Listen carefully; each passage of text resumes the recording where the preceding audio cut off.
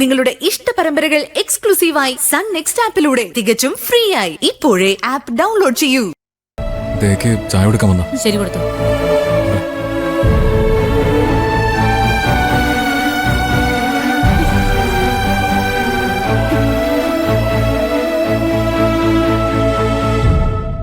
മോളെ ദയേ, നിനക്ക് ഞങ്ങളെ കാണണ്ടെന്ന് പറഞ്ഞാലും ഞങ്ങൾക്ക് നിന്നെ കാണാതിരിക്കാൻ പറ്റില്ലല്ലോ. കണ്ടല്ലോ, എല്ലാവർക്കും തൃപ്തിയായല്ലോ. ഇനി അച്ഛനോട് പോയി പറഞ്ഞേക്കേ, ദേ ഇനി താമസിക്കാതെ ജയിലിലേക്ക് കൊണ്ടുപോകുന്നു. അച്ഛനും തൃപ്തിയാവട്ടെ. നീ അമ്മാവനെ കുറിച്ച് ഇങ്ങനെ കണ്ണിച്ചോറിയല്ല സംസാരിക്കുന്ന എന്തിനാ? ഇതൊക്കെ ചെയ്തു വെച്ച അമ്മാവനാണോ? നീയല്ലേ? രഘു, ഇത് പറയാനാണോ നമ്മളിങ്ങോട്ട് വന്നത്? നീ ആ ചായ അവൾക്ക് കൊടുക്ക്. നല്ല ക്ഷീണമുണ്ട് മോളുടെ മൊത്തം. CA സാറിനോട് ഞങ്ങൾ സംസാരിച്ചിട്ടുണ്ട്. ശബരി വന്നാ നിന്നെ അവന്റെ കൂടെ വിടാന്ന് ഞങ്ങൾക്ക് വാക്ക് തന്നിട്ടുണ്ട്. തൽക്കാലം നീ ചായ കുടിക്കേ. എനിക്കൊന്നും വേണ്ട. അങ്ങനെ പറയല എന്റെ മോളെ. നിനക്ക് വേണ്ടി രഘു കടയിൽ പോയി മേടിച്ചുകൊണ്ടെന്നല്ലേ? ഞാൻ പറഞ്ഞില്ലല്ലോ വാങ്ങിക്കാൻ. എന്നെ ശബരിയേട്ടന്റെ വീട്ടിലേക്ക് കൂട്ടിക്കൊണ്ടു വരുമ്പോ അച്ഛൻ പറഞ്ഞത് ഞാൻ ഇതിൽ പ്രതിയാവില്ലെന്ന്. ഇനി ഇവിടെ നിറങ്ങാതെ ഞാൻ കുടിവെള്ളം കുടിക്കില്ല. അതാര് പറഞ്ഞാലും ശരി. വെള്ളം വേണമെന്ന് ഞങ്ങളും ചോദിച്ചതാ. അമ്പിനും വില്ലിനെ അടുക്കണ്ടേ സാറേ? നിങ്ങൾ വയ്ക്കോ. നീ ഇത് കുടിക്കലെന്ന് ഉറപ്പല്ലേ? എനിക്ക് വേണ്ട. വരൂ.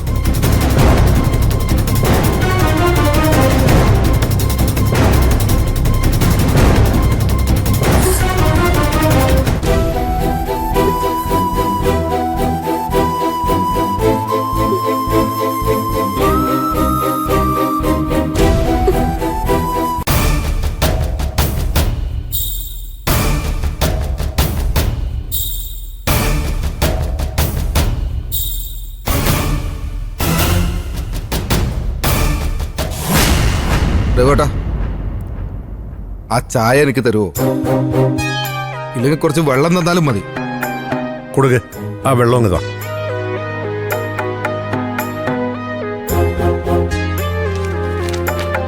സാറേ, ഇതവന് കൊടുത്തോട്ടെ. ആ കൊടുത്തു.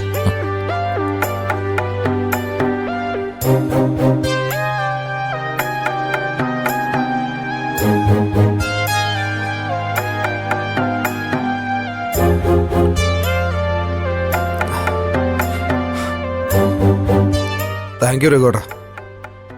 രാവിലെ മരുന്ന് കഴിച്ചതാ, ആഹാരം ഒന്നും കഴിച്ചിട്ടില്ല. അതിനു മുമ്പ് അവന്മാർ കയറി വന്നില്ലേ. ദാസറെ, ആ വെള്ളം കൂടി തരാവോ?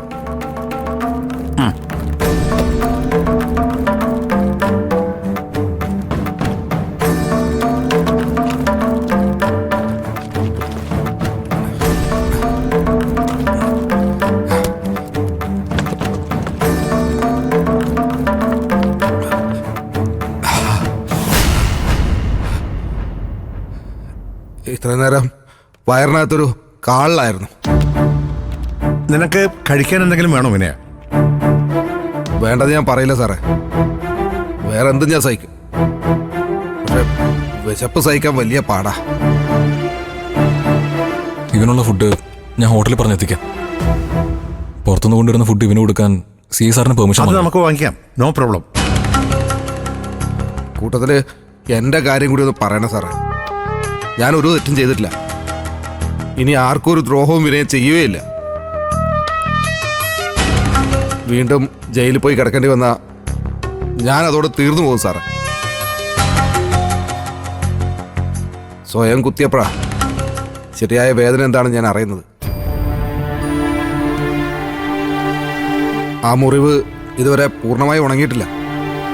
ഇടയ്ക്ക് ഉള്ളിലെവിടെയോ ചാട്ടുളി കൊണ്ട് വരയുന്നത് പോലെ ഒരു വല്ലാത്ത വേദന വരും. അതൊരു ഓർമ്മപ്പെടുത്തലാ. നീ ആരെയൊക്കെ വേദനിപ്പിച്ചിട്ടുണ്ടടാ എന്നൊരു ഓർമ്മപ്പെടുത്തല്.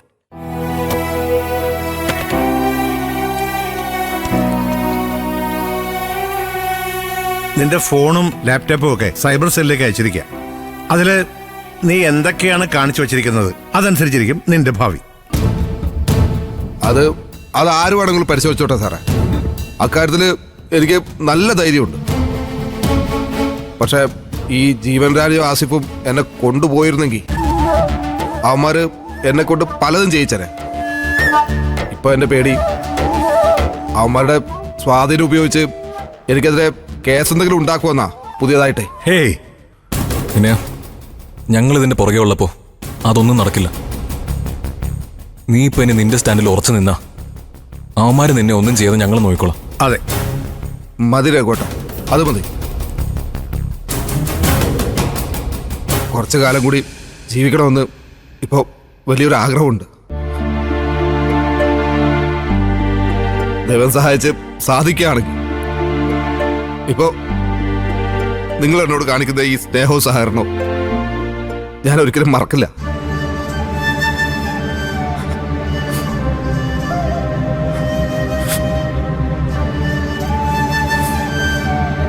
രഘു, വാ വാ.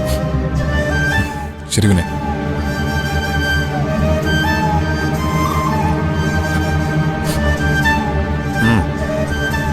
വാ.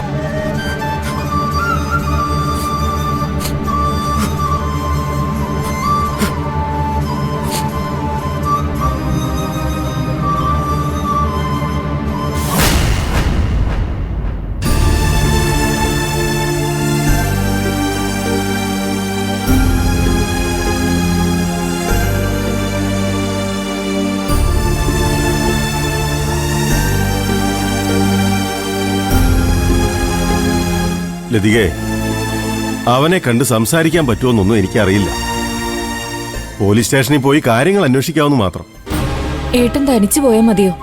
ഒരു വക്കീലിനെ കൂട്ടി പോയാ അവനെ ജാമ്യത്തിലെടുക്കാൻ പറ്റിയാലോ ഏട്ടാ? ആദ്യം അവിടെ ചെന്ന് കേസിന്റെ കാര്യം എന്തൊക്കെയാണെന്ന് അറിയണ്ടേ ലതികേ? വിനയം മാത്രമല്ലല്ലോ ഇവിടുന്ന് പോയത്, അവന്റെ കൂടെ രണ്ടുപേര് വേറെയില്ലേ? പോലീസ് കേസ് എടുത്തിട്ടുണ്ടെങ്കിൽ 3 പേരും അതിൽ തുല്യ പ്രതികളായിരിക്കും. അപ്പൊ പിന്നെ ഒരാളെ മാത്രം ജാമ്യത്തിൽ വിടുന്നത് എങ്ങനെയാ? എനിക്ക് അതേക്കുറിച്ച് ഒന്നും അറിയില്ല ഏട്ടാ. അവൻ വരാൻ വൈകുന്തോറും എന്റെ മനസ്സിന്റെ ആദ്യ കൂടുക. പിന്നെ രഘുവിന്റെ ദാസാറിന്റെ ഒരു വിവരവും ഇല്ല. നീ പിന്നെ എന്താ ലതിക കരുതിയത്? അവനെ അവർ വെളുപ്പിച്ചു കൊണ്ടുവരാൻ പോയതാണെന്നോ? അല്ല, വിനയം തെറ്റ് ചെയ്തെങ്കിൽ അവൻ ശിക്ഷ അനുഭവിക്കണമെന്ന് കുറച്ചു മുമ്പ് നീ എന്നോട് പറഞ്ഞായിരുന്നല്ലോ. പിന്നെന്താ പെട്ടെന്ന് അവനെ ജാമ്യത്തിലെടുക്കണമെന്നൊരു തോന്നലുണ്ടായത്? അത് പിന്നെ ആരും തിരിഞ്ഞു നോക്കാത്തതിന്റെ പേരില് പോലീസ് അവന്റെ മേല് ചെയ്യാത്ത കുറ്റം കെട്ടിവെക്കരുതല്ലോ ഏട്ടാ.